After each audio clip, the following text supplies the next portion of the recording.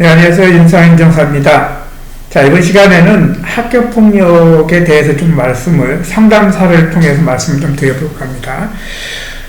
이제 학교폭력이 지난 뉴스에서 나왔지만 굉장히 심각하죠. 이게 이제 나이를 불문하고 어리고 적을 떠나서 이제 폭력 자체가 아주 잔혹해지고요.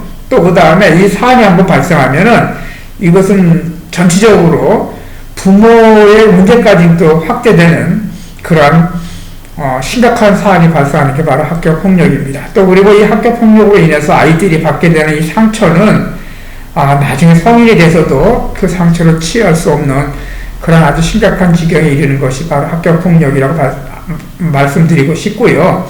이런 학교폭력이 발생하면은 대부분의 부모님들이 이제 전화로 상담에 오셔서 어떻게 조치해야 되는지 난감해 하시는데, 일단은 가장 중요한 게 아이의 상태입니다. 그리고 이 아이와 가해 학생이면 가해 학생, 또는 피해 학생은 피해 학생과의 분리 조치, 그리고 학교에 이런 분리 조치가 정확히 됐는지 현재 상황을 그 담당 교사 및 담임 교사하고 바로 얘기를 하셔가지고 그런 조치를 해 놓으셔야 되고요. 또 우리 아이의 상태를 파악하셔서 아이가 진정되고 또 상처를 받았거나 또 신체적으로 정신적으로 굉장히 지금 어려운 상황이라면 그런 상황을 빨리 안정시키는 게 우선 중요하고요.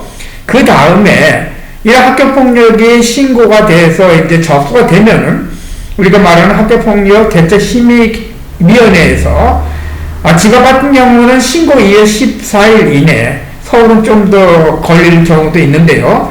이 심의위원회를 개최해서 그에 따른 조치 결정 사항을 당사자와 학교에 통보하게 돼 있고 조치를 하게 돼 있습니다. 자, 그러면은 피해 학생도 마찬가지고 가해 학생도 마찬가지고 올바른 사실관계가 명확하게 이 위원회에 출석을 해서 그 사항을 말하고 사실관계를 밝혀야지만이 나에게 또는 우리 아이에게 취해지는 여러 가지 문제점들이나 불합리한 점들을 막을 수가 있습니다. 그래서 그 학교폭력이 발생된 여러 가지 상황과 주변 아이들의 목격 진술서, 또 그다음에 피해받은 학생이면 피해받은 학생의 어떤 병원의 진료, 의사의 소견서, 정신상담, 기타 사건 발생에 대한 어떤 사실조사서, 필요한 모든 그러한 그 학교폭력에 관여된 내용들, 상황 내용들을 준비하시는 게 중요하죠.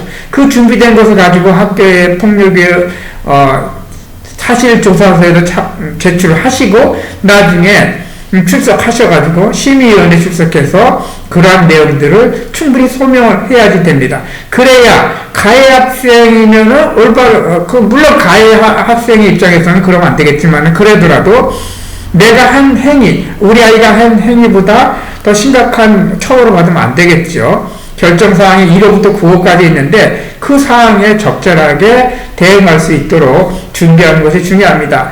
많은 부모님들이 상담해가지고 어떻게 해야 되는지만 물어보시고 그거에 대해서 상담과 조언을 충분히 듣고 또 비용에 대해서 말씀을 많이 하시는데 물론 비용 중요하죠. 금전적인 문제가 있기 때문에 중요한데 그보다 더 중요한 것은 어떻게 빨리 조치하고 진행을 준비하는 게 중요합니다. 그래야 나중에 이런 학교폭력 대책심의위원회 결정이 잘못 나오는 경우도 미연에 방지할 수 있고 또 잘못 나오더라도 그거에 대해 충분하게 불복 절차를 진행할 수 있다라고 보여지고 또 그렇게 해야지만이 올바른 폭력 행위에 대한 책임은 지되 그 이상의 우리 아이가 또는 아이들이 잘못한 것 이상으로 잘못된 그런 결과를 내면 안 되겠다는 생각이 들기 때문에 이런 말씀을 드리고요.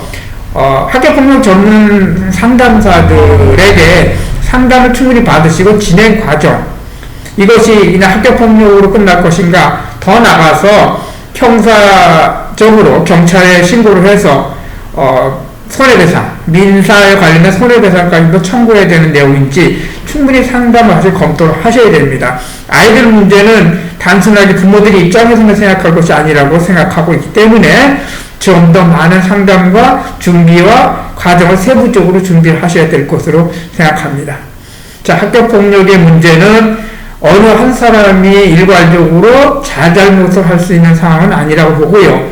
물론 최근에는 일반적으로 가해 학생들이 피해 학생을 괴롭히고 아주 심각하게 신체적, 정신적으로 유리라는 경우가 많이 있는데 그런 경우도 있지만은 의외로 그렇지 않은 경우가 와전돼가지고 그 상황을 오동함으로써 더 확대시키는 경우도 있습니다.